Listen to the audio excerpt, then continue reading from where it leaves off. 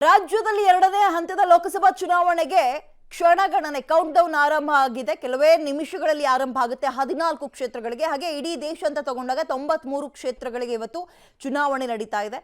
ಇದೀಗ 21 ಜನ ಮಹಿಳೆಯರು ಸೇರಿದಂತೆ ಈ ಸಲ ನಾವು ನೇರವಾಗಿ ನಾವು ಈಗ ಚುನಾವಣಾ ಅಖಾಡಕ್ಕೆ ಹೋಗ್ಬಿಡೋಣ, ಹುಬ್ಳಿ ಕಡೆಗೆ. ಅಲ್ಲಿ ಯಾವ ರೀತಿಯ ಸಿದ್ಧತೆಗಳಾಗಿದೆ, ಜನ ಬಂದು ಕಾಯ್ತಾ ಇದ್ದಾರೆ ವೋಟ್ ಮಾಡೋಕೆ ಏನು ಎತ್ತ ಅಂತ ನಮ್ಮ ಪ್ರತಿನಿಧಿ ಸುನಿಲ್ ಮಾಹಿತಿ ಕೊಡ್ತಾರೆ. Good morning Sunil. ಎರಡನೇ ಹಂತ ಅಂತ ತಗೊಂಡಾಗ ಹುಬ್ಳಿ ಕೂಡ ಬಹಳ ಒಂದು ರೋಚಕ ಕದನದಲ್ಲಿ ನಿಂತಿದೆ. ಹಲವಾರು ಘಟನೆಗಳ ನಂತರ ಇವತ್ತು ಮತದಾನ ಹೇಗೆ ನಡೀತಾ ಇದೆ, ಸಿದ್ಧತೆಗಳ ಆರಂಭ ಆಗಿದ್ಯಾ ಮತ್ತು ಮತದಾರರು ಬಂದು ಕ್ಯೂನಲ್ಲಿ ನಿಂತಿದ್ದಾರಾ, ಡೀಟೇಲ್ಸ್ ಕೊಡೋದಾದ್ರೆ Sunil. Very good morning Vidya. ಇವತ್ತು ಸಾಕಷ್ಟು ರೀತಿಯ ಒಂದು ಹಬ್ಬದ ವಾತಾವರಣ ಹುಬ್ಬಳ್ಳಿಯಲ್ಲಿ ಮನೆ ಮಾಡಿರು ಅಂತ ಹೇಳ್ಬೋದು. ಯಾಕಂದರೆ ಇದೊಂದು ಪ್ರಜಾಪ್ರಭುತ್ವದ ಹಬ್ಬ. ಸೊ ಹೀಗಾಗಿ ಬೆಳಗ್ಗೆ 7 ಗಂಟೆಯಿಂದ ಮತದಾನ ಆರಂಭವಾಗುತ್ತೆ. ಈಗಿನಿಂದಲೇ ಮತದಾರರು ಮತಗಟ್ಟೆಯತ್ತ ಆಗಮಿಸ್ತಾ ಇದ್ದಾರೆ. ಇಲ್ಲಿ ಒಂದು ವಿಶೇಷತೆ, ಒಂದು ಹಳೆಬೇರು ಹೊಸ ಚಿಗುರು ಎಂಬಂತೆ ಹೊಸ ಮತದಾರರು ಇಲ್ಲಿದ್ದಾರೆ, ಪ್ರಥಮ ಬಾರಿಗೆ ವೋಟ್ ಹಾಕ್ತಾ ಇದ್ದಾರೆ. ಇನ್ನು ಹಿರಿಯ ಮತದಾರರು ಇಲ್ಲಿದ್ದಾರೆ. ಇದು ಒಂದು ಪ್ರಜಾಪ್ರಭುತ್ವ, ದೇಶದ ಪ್ರಜಾಪ್ರಭುತ್ವ. ತಮ್ಮ ಜವಾಬ್ದಾರಿಯನ್ನು ನಿರ್ವಹಿಸುವ ನಿಟ್ಟಿನಲ್ಲಿ ಬೆಳಗ್ಗೆಯೇ ಬಂದು ಕಾದು ಕುಳಿತಿರುವಂಥದ್ದು. ಸೊ ಇದೊಂದು ದೃಶ್ಯಾವಳಿಗಳಾದರೆ ಇನ್ನು ನೇರವಾಗಿ ಮತಗಟ್ಟೆಯ ದೃಶ್ಯ ನಿಮಗೆ ತೋರಿಸ್ತೇನೆ. ಈಗಾಗಲೇ ಮಾರ್ಕ್ ಪೋಲಿಂಗ್ ನಡೀತಾ ಇದೆ, ಒಂದು ತಯಾರಿ ನಡೀತಾ ಇದೆ. ಇನ್ನು 15ರಿಂದ 20 ನಿಮಿಷದೊಳಗೆ ವೋಟಿಂಗ್ ಆರಂಭವಾಗುತ್ತೆ. ಅಧಿಕಾರಿಗಳು ಕೂಡ ಅಷ್ಟೇ ಉತ್ಸುಕರಾಗಿ ಮತದಾನಕ್ಕೆ ಸಕಲ ರೀತಿಯ ಸಿದ್ಧತೆಗಳನ್ನು ಮಾಡಿಕೊಳ್ತಾ ಇದ್ದಾರೆ. ಎರಡೂ ಪಕ್ಷದ ಏಜೆಂಟರು ಕೂಡ ಬಂದಿದ್ದಾರೆ. ಸೊ ಅವರ ಸಮ್ಮುಖದಲ್ಲಿ ಒಂದು ತಯಾರಿ ಕೂಡ ನಡೀತಾ ಇರುವಂಥದ್ದು ವಿದ್ಯಾ.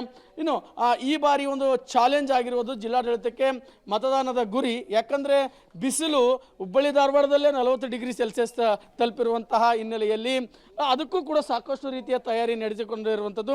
ಇಲ್ಲಿ ದೃಶ್ಯಾವಳಿಗಳಲ್ಲಿ ನೀವು ನೋಡ್ಬೋದು, ಒಂದು ರೀತಿಯ ನೆರಳಿನ ವ್ಯವಸ್ಥೆಯನ್ನು ಮಾಡಲಾಗಿರುವಂಥದ್ದು. ಅದರ ಜೊತೆಗೆ ಅದಕ್ಕೆ ಫ್ಯಾನ್ಗಳನ್ನು ಕೂಡ ಅಳವಡಿಸಲಾಗಿರುವಂಥದ್ದು.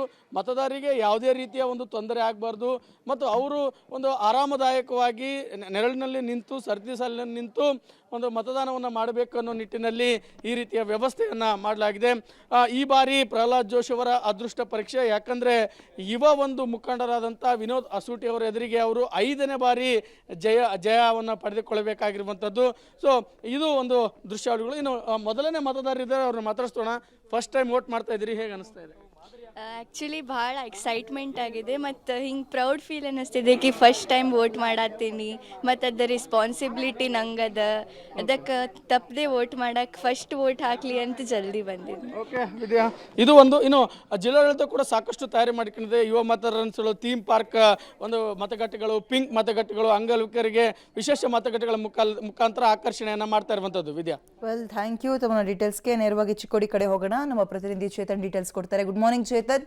ಇನ್ನೇನು ಕೆಲವೇ ನಿಮಿಷದಲ್ಲಿ, ಒಂದು 10 ನಿಮಿಷ 7 ಗಂಟೆಗೆ ಬಾಕಿ ಇರುವಂಥದ್ದು ಮತದಾನ ಆರಂಭ ಆಗುತ್ತೆ. ಸೊ ಚಿಕ್ಕೋಡಿಯಲ್ಲಿ ಯಾವ ರೀತಿಯ ಸಿದ್ಧತೆಗಳಾಗಿದೆ, ಜನ ಎಷ್ಟು ಎಕ್ಸೈಟ್ ಆಗಿದ್ದಾರೆ, ಡೀಟೇಲ್ಸ್ ಕೊಡೋದಾದ್ರೆ ಚೇತನ್.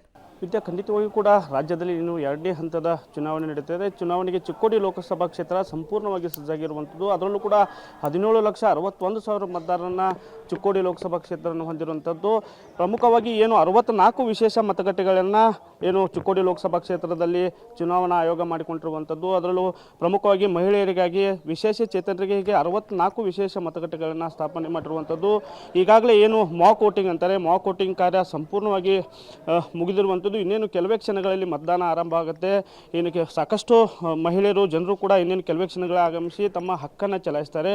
ಇನ್ನು ಪ್ರಮುಖವಾಗಿ ಈಗಾಗಲೇ ಒಳಗಡೆ ನೋಡ್ಬೋದು ದೃಶ್ಯದಲ್ಲಿ ಏನು ಅಧಿಕಾರಿಗಳಿದ್ದಾರೆ, ಅಧಿಕಾರಿಗಳು ತಮ್ಮ ಕಾರ್ಯವನ್ನು ಸಂಪೂರ್ಣವಾಗಿ ಪೂರ್ಣಗೊಳಿಸಿರುವಂಥದ್ದು. ಏನು ಎರಡೂ ಪಕ್ಷಗಳ ಏಜೆಂಟ್ ಇರ್ತಾರೆ, ಏಜೆಂಟರ ಮುಂದೆ ಮಾಕ್ ವೋಟಿಂಗ್ ಮಾಡಿ ಸಂಪೂರ್ಣವಾಗಿ ಚುನಾವಣೆಗೆ ಸಜ್ಜಾಗಿರುವಂಥದ್ದು. ಇನ್ನು ವಿಶೇಷವಾಗಿ ರಾಜಕೀಯವಾಗಿ ಗಮನಿಸಬೇಕಂದ್ರೆ ಏನು 2 ಪ್ರಬಲ BJP ಹಾಲಿ ಸಂಸದ 2ನೇ ಬಾರಿಗೆ ಅದೃಷ್ಟ ಪರೀಕ್ಷೆಗೆ ಇಳಿದಿರುವಂಥದ್ದು. ಅದ್ರ ಜೊತೆಗೆ ಸಚಿವ ಸತೀಶ್ ಪುತ್ರಿ ಏನಿದ್ದಾರೆ ಪ್ರಿಯಾಂಕಾ ಜಾರಕಿಹೊಳಿ ಅವರು ತಮ್ಮ ಅದೃಷ್ಟ ಪರೀಕ್ಷೆ ನಡೆಸ್ತಾ ಇದ್ದಾರೆ. ಹೀಗಾಗಿ ಎರಡೂ ಪಕ್ಷಗಳ ಓಕೆ ಥ್ಯಾಂಕ್ ಯು ಚೇತನ್ ತಮ್ಮೆಲ್ಲ ಡೀಟೇಲ್ಸ್ಗೆ. ಸೊ ಚಿಕ್ಕೋಡಿಯನ್ನು ಗಮನಿಸ್ತಾ ಇದ್ದೀವಿ. ಇಲ್ಲೂ ಕೂಡ ಹಲವು ಥೀಮ್ಗಳ ಮುಖಾಂತರವಾಗಿ ಜನರನ್ನ ಮತಗಟ್ಟೆಗೆ ಸೆಳೆಯೋಕೆ ಪ್ರಯತ್ನಗಳು ಚುನಾವಣಾ ಆಯೋಗದ ಕಡೆಯಿಂದ ಆಗಿದೆ. ಪಿಂಕ್ ಆಗಿರ್ಬೋದು, ಹಾಗೆ ಗ್ರೀನ್ ಥೀಮನ್ನು ಇಟ್ಕೊಂಡಾಗಿರ್ಬೋದು. ಪಿಂಕ್ ಬೂತ್ ಅಂತಂದಾಗ ಈ ಹೆಣ್ಮಕ್ಳನ್ನ ಸೆಳೆಯುವಂತಹ ಸಲುವಾಗಿ, ಹಾಗೆ ಗ್ರೀನ್ ಬೂತ್ಗಳಾಗಿರ್ಬೋದು, ಹೀಗೆ ಹಲವು ಕಾನ್ಸೆಪ್ಟ್ಗಳನ್ನು ತರ್ತಾ ಇದ್ದಾರೆ. ಏನೇ ಆಗಲಿ ವೋಟಿಂಗ್ ಪರ್ಸೆಂಟೇಜ್ ಜಾಸ್ತಿ ಮಾಡೋ ಹಿನ್ನೆಲೆಯಲ್ಲಿ ಈ ಎಲ್ಲ ಸರ್ಕಸ್ಗಳು ನಡೀತಾ ಇದೆ. ಜನ ಹೊರಗೆ ಬರಬೇಕು. ಒಂದು ಕಡೆ ಬಿರು ಬೇಸಿಗೆ, ಹಂಗೆ ನೋಡೋದಾದ್ರೆ ಬೆಂಗಳೂರೆಲ್ಲ ಕೂಲ್ ಆಗಿದೆ, ನೆನೆ ಆಲಿಕಲ್ಲು ಸಹಿತ ಮಳೆಯಾಗಿ. ಬಟ್ ಬೇರೆ ಕಡೆ ಸ್ವಲ್ಪ ಮಳೆ ಕಡಿಮೆ. ಇದರ ನಡುವೆ, ಬಿರು ಬೇಸಿಗೆಯ ನಡುವೆ ಮತದಾನ ನಡೀತಾ ಇದೆ.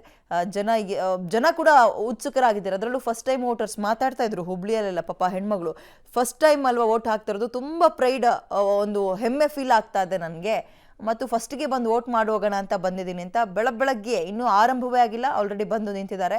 ಇನ್ನು ಶಿವಮೊಗ್ಗದಲ್ಲೂ ಕೂಡ ಇವತ್ತು ಚುನಾವಣೆ ನಡೀತಾ ಇದೆ, ತ್ರಿಕೋನ ಸ್ಪರ್ಧೆ. ಈಗ ಮಾಜಿ CM ಯಡಿಯೂರಪ್ಪ ಅವರು ಬರ್ತಾ ಇದ್ದಾರೆ. ಫಸ್ಟ್ ವೋಟ್ ಹಾಕಿ ಹೋಗ್ಬಿಡೋಣ ಅಂತ ಮತಗಟ್ಟೆಗೆ ಬರ್ತಾ ಇರುವಂಥದ್ದನ್ನು ಗಮನಿಸ್ತಾ ಇದ್ದೀರಿ. 6:51, 7ರಿಂದ 8 ನಿಮಿಷ ಕಳೆದು ಬಿಟ್ರೆ ಚುನಾವಣೆ ಆರಂಭ ಆಗತ್ತೆ. ಇನ್ನು ಹಲವು ಅಭ್ಯರ್ಥಿಗಳ ಭವಿಷ್ಯ ಇವತ್ತು ಮತಗಟ್ಟೆಯಲ್ಲಿ ಸೇಫ್ ಆಗುತ್ತೆ.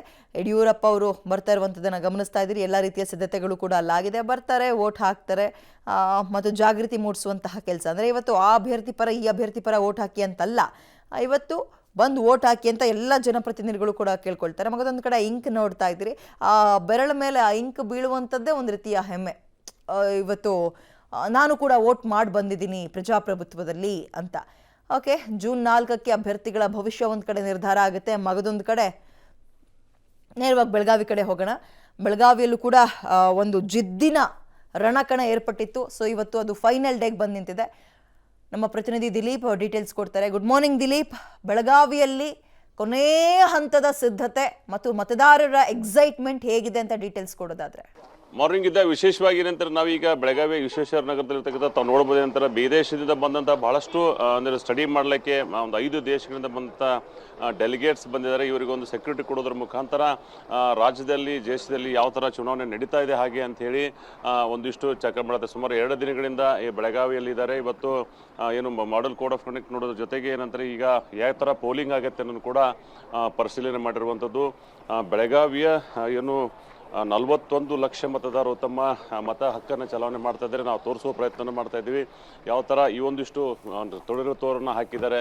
ಯಾಕಂದರೆ ಬಿಸಿಲು ಜಾಸ್ತಿ ಇರೋದ್ರಿಂದ ಒಂದಿಷ್ಟು ವ್ಯವಸ್ಥೆಗಳು, ನೀರಿನ ವ್ಯವಸ್ಥೆ ಇರುವಂಥದ್ದು, ಮತ್ತು ಎಲ್ಲವನ್ನೂ ಕೂಡ ಬೆಳಗಾವಿಯಲ್ಲಿ ಏನು 13 ಕ್ಯಾಂಡಿಡೇಟ್ಗಳಿದ್ದಾರೆ. ಜೊತೆಗೆ ಚಿಕ್ಕೋಡಿಯಲ್ಲಿ 17 ಕ್ಯಾಂಡಿಡೇಟ್ಗಳು, ಮತ್ತು ಹೀಗಾಗಿ 24,000 ಸಿಬ್ಬಂದಿಗಳು ಕೆಲಸ ಮಾಡ್ತಾ ಇರುವಂಥದ್ದು. ಜೊತೆಗೆ 10,000 ಸಿಬ್ಬಂದಿಗಳೇನಿದ್ದಾರೆ ಸೆಕ್ಯೂರಿಟಿಯಲ್ಲಿ ಇರುವಂಥದ್ದು. ಒಟ್ಟಾರೆ 34,000 ಸಿಬ್ಬಂದಿಗಳು ಇಲ್ಲಿ ಒಂದು ಚುನಾವಣಾ ಕರ್ತವ್ಯಕ್ಕಾಗಿ ಹಾಜರಾಗಿರುವಂಥದ್ದು. ಮತ್ತು ಎಲ್ಲ ಸಕಲ ವ್ಯವಸ್ಥೆಯನ್ನು ಕೂಡ ಮಾಡಲಾಗಿದೆ. ಒಂದು ಹಿರಿಯ ನಾಗರಿಕ ವಿಶ್ರಾಂತಿ ಕೊಠಡಿಯನ್ನು ಕೂಡ ಮಾಡಿದ್ದಾರೆ, ಯಾರಾದರೂ ಬಂದರೆ ಏನು ತೊಂದರೆ ಆದರೆ ಕೂಡ ಹಾಗೆ ಅಂತ. ಯಾಕಂತಂದರೆ ಹವಾಮಾನ ಇಲಾಖೆ ಒಂದಿಷ್ಟು ಮಾಹಿತಿಯನ್ನು ಕೊಟ್ಟಿದೆ. ಬಿಸಿ ಗಾಳಿ ಬೀಸುವ ಸಾಧ್ಯತೆ ಇದೆ.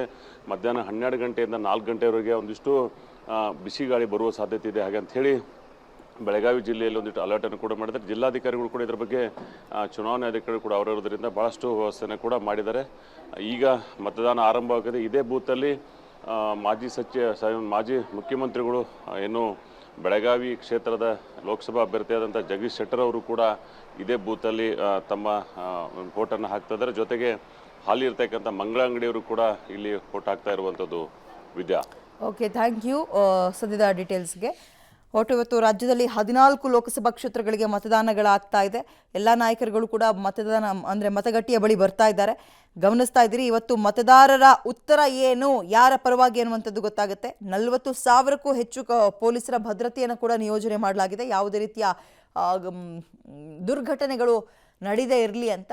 ಮತ್ತು ಕೊನೆಯ ಹಂತದ ಸಿದ್ಧತೆ ಅಂತಲ್ಲ, ಸಿದ್ಧತೆ ಎಲ್ಲವೂ ಕೂಡ ಆಗೋಗಿರುತ್ತೆ. ಇನ್ನೇನಿದ್ರು ಮತದಾರರು ಬರೋದು, ಕೈಗೆ ಶಾಹಿಯನ್ನು ಅಥವಾ ಬ್ಲೂ ಇಂಕನ್ನು ಹಾಕಿಸ್ಕೊಳ್ಳೋದು, ತಮಗೆ ಯಾರು ಬೇಕು ಆ ಅಭ್ಯರ್ಥಿಯನ್ನು ಆಯ್ಕೆ ಮಾಡಿ ಹೋಗ್ತಾ ಇರೋದಷ್ಟೇ. ಸೊ ರಾಜ್ಯದಲ್ಲಿ 2ನೇ ಹಂತದ ಮತ್ತು ನಿರ್ಣಾಯಕ ಹಂತದ ಲೋಕಸಭಾ ಚುನಾವಣೆ ಇವತ್ತು ನಡೀತಾ ಇದೆ. ಕೆಲವೇ ಸೆಕೆಂಡುಗಳಲ್ಲಿ, ಕೆಲವೇ ನಿಮಿಷಗಳಲ್ಲಿ ಮತದಾನದ ಪ್ರಕ್ರಿಯೆ ಆರಂಭ ಆಗುತ್ತೆ. ಈಗ ಆಲ್ರೆಡಿ ಏನೂ ಸಮಸ್ಯೆ ಇಲ್ವಾ, ಎಲ್ಲವೂ ಸರಿಯಾಗಿದೆಯಾ, ನಾವು ಯಾವ ಬಟನ್ ಪ್ರೆಸ್ ಮಾಡ್ತಾ ಇದ್ದೀವಿ ಅದೇ ಚಿಹ್ನೆಗೆ ವೋಟ್ ಹೋಗ್ತಾ ಇದೆಯಾ, ಇವೆಲ್ಲವನ್ನ ಎಲ್ಲ ಪಕ್ಷದ ಮುಖಂಡರು ಮತ್ತು ಕಾರ್ಯಕರ್ತರುಗಳ ಹಾಗೆ ಅಭ್ಯರ್ಥಿಗಳ ಎದುರು ಒಂದ್ಸಲ ಟ್ರಯಲ್ ಮಾಡ್ತಾರೆ. ಅವರೆಲ್ಲ ಓಕೆ ಅಂದಮೇಲೆ ಮತದಾನ ಆರಂಭ ಆಗುತ್ತೆ.